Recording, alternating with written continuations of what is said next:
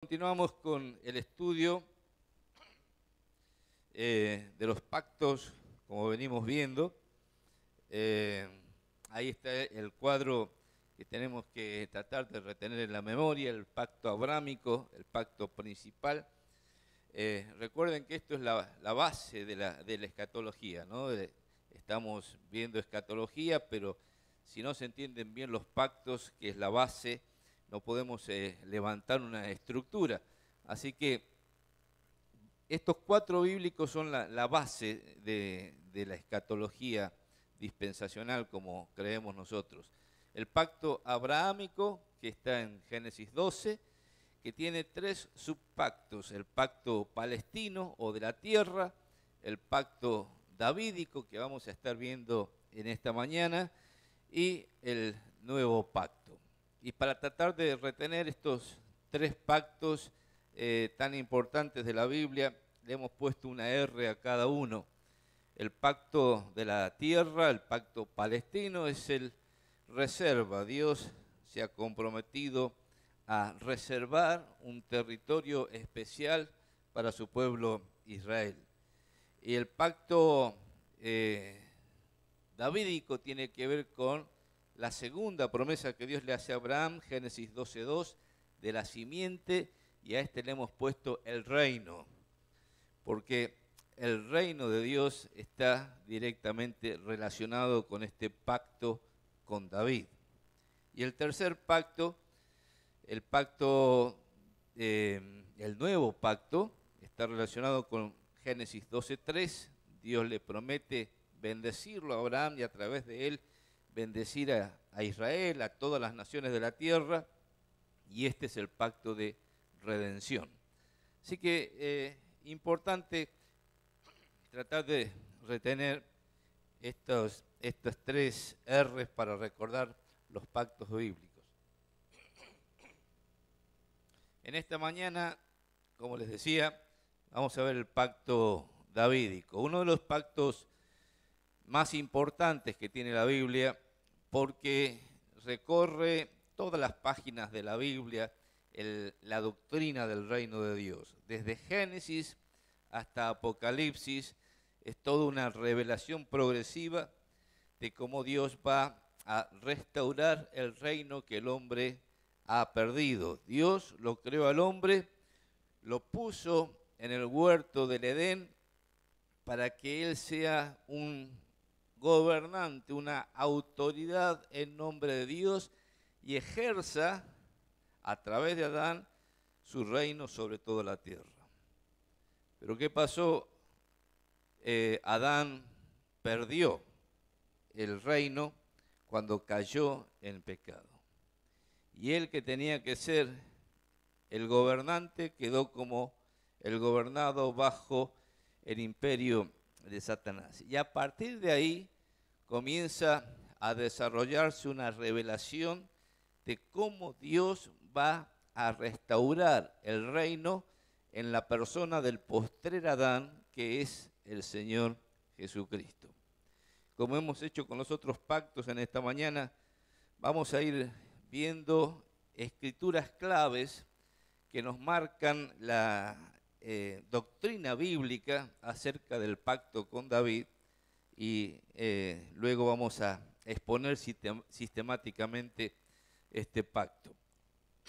Así que, en primer lugar, hablamos allí de los antecedentes del pacto. Como les dije, Adán perdió la prerrogativa de ser el gobernante sobre todas las cosas creadas cuando cayó en el pecado. Y allí, en Génesis capítulo 3, versículo 15, luego de todo el desastre que causó la caída en el pecado, Dios le hace a Adán una promesa. Y dice Génesis 3:15, pondré enemistad entre ti y la mujer, y entre tu simiente y la simiente suya. Esta te herirá en la cabeza, tú le herirás en el calcañar. Es decir, Dios ya da una promesa aquí, lo que se conoce como el protoevangelio, porque está en germen.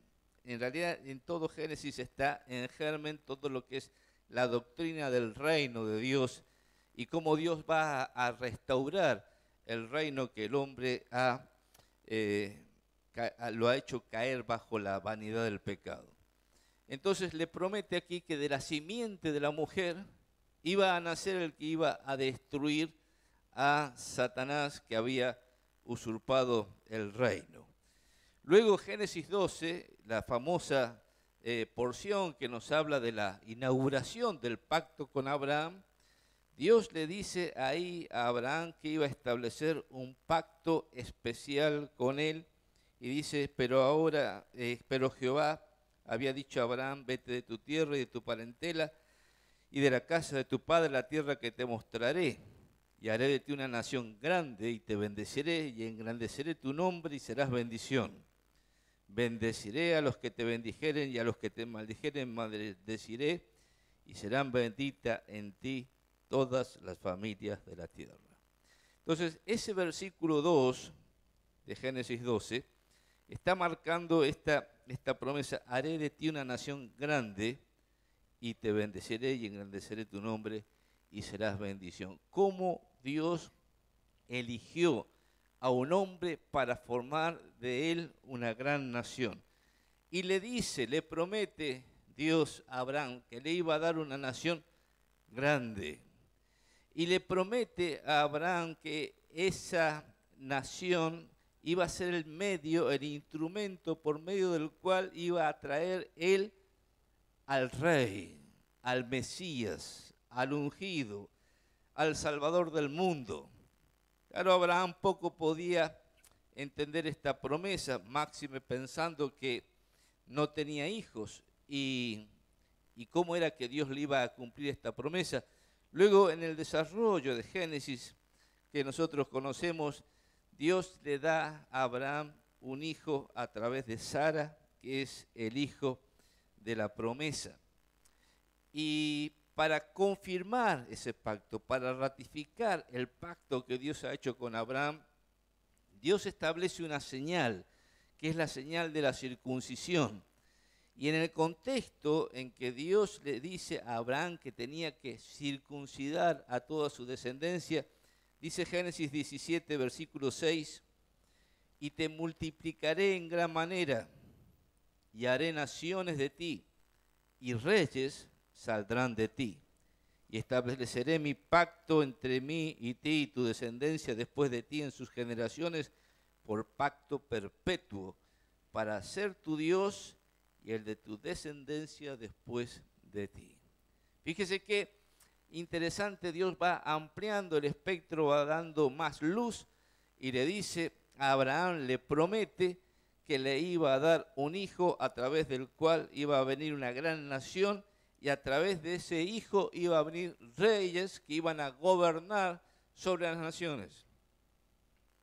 Luego, avanzando en el mismo libro de Génesis, ustedes saben, Abraham tiene un hijo, Isaac. Isaac tiene dos hijos, Jacob, Esaú. Dios toma a Jacob, lo bendice, y cuando Jacob está en una lucha con Dios, tiene allí una visión, y dice Génesis 35:11, también le dijo Dios, yo soy el Dios omnipotente, crece y multiplícate, una nación y conjunto de naciones procederán de ti, y reyes saldrán de tus lomos. Entonces va ampliando el espectro, o va cerrando el círculo, porque primero era un hombre representativo de toda la humanidad, recibe una promesa, Adán. Luego un hombre recibe otra promesa, que de él iba a formar una nación. Luego va estrechando la línea de descendencia, y de Jacob va a venir el que va a ser un rey grande sobre las naciones. Pero luego, cuando Jacob estaba por morir, reúne a todos sus hijos, cada uno de ellos un patriarca de cada una de las tribus de Israel, y comienza a profetizar sobre cada uno de sus hijos. Pero cuando le llega el turno a Judá, Jacob le dice en Génesis 49:10, no será quitado el cetro de Judá, ni el legislador de entre sus pies, hasta que venga Silo, y a él se congregarán los pueblos. Así que aquí estrecha un poco más, agranda el espectro de luz, pero estrecha por dónde iba a venir el Mesías, y dice, vendrá de la tribu de Judá. Ya estaba profetizado en el primer libro de la Biblia. Luego tendríamos que ir viendo cada uno de los libros, cómo va Dios marcando el hilo del reino. No tenemos el tiempo para hacerlo. Llegamos a 2 Samuel, capítulo 7, y encontramos anunciado ese reino de Dios a través del pacto que Dios hace con David. Y este pasaje lo vamos a ver y lo vamos a explicar en una próxima exposición, pero quiero leerlo en esta mañana, 2 Samuel 7, versículo 12. Y cuando tus días sean cumplidos y duermas con tus padres, yo levantaré después de ti a uno de tu linaje, el cual procederá de tus entrañas, y afirmaré su reino. Él edificará casa a mi nombre, y yo afirmaré para siempre el trono de su reino. Yo le seré a él padre, y él me será a mí hijo, y si él hiciere mal, yo le castigaré con vara de hombres y con azotes de hijos de hombres. Pero mi misericordia no se apartará de él como la aparté de Saúl, al cual que quité de delante de ti. Y será afirmada tu casa y tu reino para siempre delante de tu rostro, y tu trono será estable eternamente. Esta es la promesa que Dios le hace a David. Este es el pacto que Dios hace con David, y lo vamos a analizar en la próxima reunión. Pero luego, este pacto es ratificado. Hay muchos salmos mesiánicos. En realidad, todo el libro de Salmos es un desarrollo de la historia del reino. Pero hay uno puntualmente, el Salmo 89, versículo 3, que dice, hice pacto con mi escogido, juré a David mi siervo, diciendo, para siempre confirmaré tu descendencia y edificaré tu trono por todas las generaciones. Uniendo estos textos del pacto con David, Dios le promete a David un trono, un reino, un hijo. Y Dios le promete que ese reino que él estaba prometiéndole aquí sería perpetuo y eterno. Luego, ¿estamos bien ahí? Bueno. El pacto es confirmado. Voy a hacer un poquito de un adelanto de exposición. Dios le promete a David que su reino iba a ser eterno, perpetuo, que iba a tener un hijo, Salomón, que si el hijo andaba en los caminos de Dios lo iba a bendecir, y si no lo iba a castigar con vara. Y aquí tenemos que decir que si bien el pacto es incondicional y eterno, porque Dios se compromete unilateralmente a cumplirlo, sin embargo, si los individuos dentro de ese pacto eran desobedientes, iban a sufrir el castigo de Dios. Claro, todos conocemos la historia. Salomón muere, se divide el reino. 10 tribus al norte, 19 dinastías de reyes, todos reyes malos. Todos cayeron en la idolatría. 2 tribus al sur, las tribus de Judá, de Benjamín. Una sola dinastía. Algunos reyes buenos, otros reyes malos. Esto hizo que Dios tuviera que castigar con vara de hombres, como le dice a David, y las tribus del norte fueran cautivas en el año 721 por los asirios, y luego en 3 tandas fueron cautivas por los caldeos, las tribus de Judá y Benjamín, y parecía como que el diablo estaba ganando la batalla y el reino estaba desapareciendo, porque las naciones habían sido sacadas de la tierra prometida y llevadas en cautiverio, pero la promesa de Dios permanecía firme y a través de los profetas le recordaba a Israel el pacto con David. Por eso dice Jeremías 33, 22, como no puede ser contado el ejército del cielo, ni la arena del mar se puede medir, así multiplicaré la descendencia de David mi siervo y los levitas que me sirven.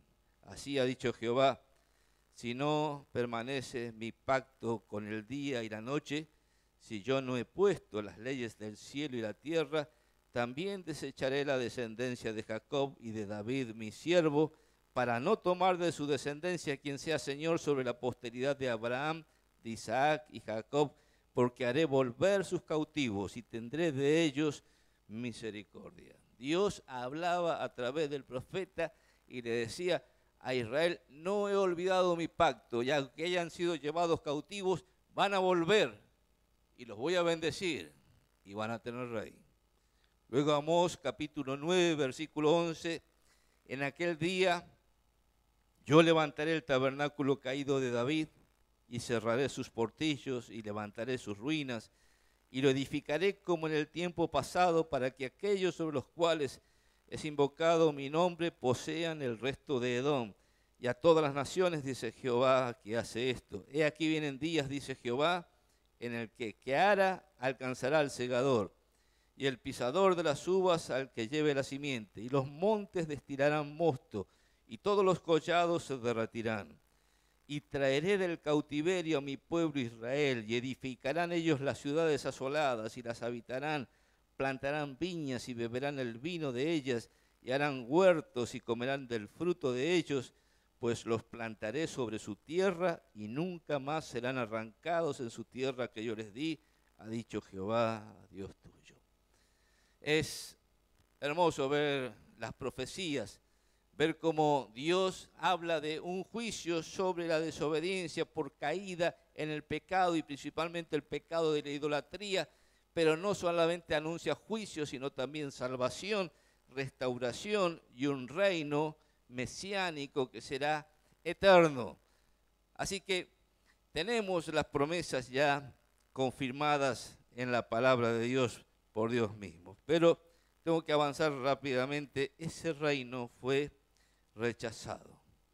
Ustedes recordarán que Jesús vino como el Mesías, como el ungido, y así fue anunciado por los evangelios. Por eso Mateo empieza con una genealogía donde demuestra a los judíos que Jesús era el descendiente de Abraham y el descendiente de David, es decir, tenía linaje de rey.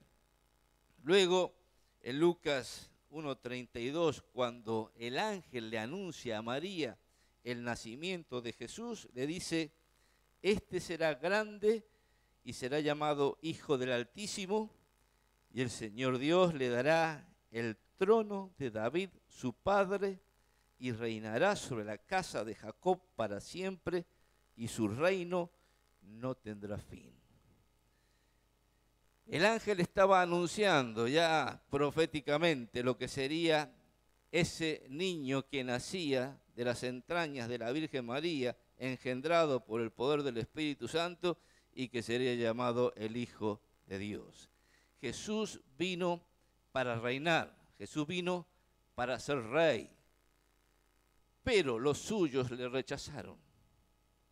Podríamos leer varios textos al fin de esto, pero uno de los textos más impactantes es del Juan 1:11, cuando dice, a lo suyo vino, y ahí se puede leer en el texto original, a los de su propio pueblo, a los de su propia casa, a su propio hogar vino, y los suyos no le recibieron, o los suyos le rechazaron. Es decir, este Jesús que vino para ser reino se presentó ante el pueblo que lo esperaba como rey, pero el pueblo le rechazó. Por eso Juan 1:12 dice, mas a todos los que recibieron, a los que creen en su nombre, Dios les da la potestad de ser hechos hijos de Dios.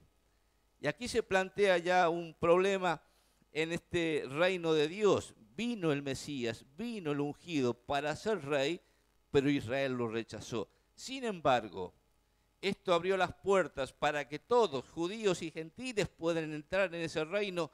¿Y cómo se entra en ese reino? Por la fe.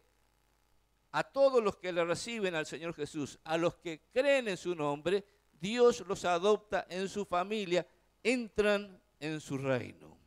Esa es la maravilla de la gracia de Dios. Pero tengo que terminar. Este reino entonces ha sido postergado. Al ser rechazada la oferta del reino en la persona del rey, que viene como un siervo humilde, el pueblo y los gobernantes de Israel lo rechazan y el reino entonces queda postergado. Por eso termino leyendo Hechos capítulo 1. Dice el versículo 1, en el primer tratado, oh Teófilo, hablé acerca de todas las cosas que Jesús comenzó a hacer y a enseñar hasta el día en que fue recibido arriba, después de haber dado mandamientos por el Espíritu Santo a los apóstoles que había escogido, a quienes también después de haber padecido se presentó vivo con muchas pruebas indubitables, apareciéndoseles durante 40 días y hablándoles acerca del reino de Dios. Jesús había muerto en la cruz del Calvario, rechazado. Jesús había resucitado, justificado por Dios. Ahora Jesús se aparece durante 40 días a sus discípulos. ¿Y de qué les hablaba? Del reino de Dios, hablándoles acerca del reino de Dios. Y estando juntos les mandó que no se fueran de Jerusalén, sino que esperasen la promesa del Padre, la cual les dijo, oísteis de mí.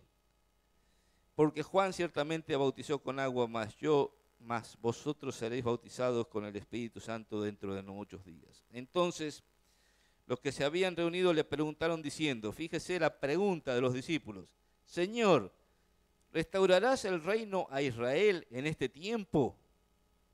Y les dijo, no os toca a vosotros saber los tiempos o las sazones que el Padre puso en su sola potestad. Pero recibiréis poder cuando haya venido sobre vosotros el Espíritu Santo, y me seréis testigos en Jerusalén, en toda Judea, en Samaria y hasta lo último de la tierra. Y habiendo dicho estas cosas, viéndolo ellos, fue alzado y le recibió una nube que le ocultó de sus ojos. Y estando ellos con los ojos puestos en el cielo, entre tanto que él se iba, y aquí se pusieron junto a ellos 2 varones con vestiduras blancas, los cuales también les dijeron, varones galileos, ¿por qué estáis mirando al cielo? Este mismo Jesús que ha sido tomado de vosotros al cielo, así vendrá como la habéis visto ir al cielo. Es maravillosa esta porción. El Señor Jesucristo habla acerca del reino de Dios. Los discípulos le preguntan, ¿cuándo viene el reino de Dios? ¿Va a ser ahora? Jesús les contesta, a ustedes no les toca saber el tiempo, las sazones, el día, la hora. Lo cierto es que Jesús va a volver. Pero le dice, mientras tanto, cuando venga el Espíritu Santo, cuando reciban el Espíritu Santo, cosa que pasó en el día de Pentecostés, ustedes van a ser mis testigos. Van a recibir poder para ser testigos en todo el mundo, empezando por Jerusalén, y al mismo tiempo en Samaria, y al mismo tiempo hasta lo último de la tierra. Pero mis hermanos, yo quiero remarcar esto porque hoy hay muchos falsos conceptos acerca del reino de Dios. Muchos hablan del reino de Dios y no lo entienden, y otros hablan del reino de Dios y lo mal entienden intencionalmente, y lo toman políticamente, y lo toman ideológicamente, y lo toman asusando a la iglesia para que tome los poderes de la tierra. Mire, el reino de Dios en este tiempo es espiritual. Y lo que tenemos que hacer nosotros como ciudadanos del reino es predicar el mensaje del Evangelio con poder que hemos recibido del Espíritu Santo para hacerlo. Es llamativo cómo ellos se quedan mirando cómo Jesús se va. Y los ángeles vienen y dicen, ¿qué están mirando al cielo? Es como que le dijeran, ¿por qué están perdiendo el tiempo? ¿No recibieron una orden? no oyeron un mandamiento, vayan por todo el mundo, prediquen el Evangelio. Este mismo Jesús que ha sido tomado de vosotros al cielo, así vendrá en su segunda venida. Así vendrá, como la habéis visto ir al cielo. Así que es maravillosa esta doctrina del reino de Dios y es maravilloso el poder que el Señor nos ha dado dentro del reino para ser testigos de lo que Él es y de lo que Él ha hecho por nosotros. Vamos a orar de dos en dos, 2 o 3 minutos oramos y luego un hermano va a terminar con una palabra de oración. 11 horas estamos aquí para la escuela bíblica familiar.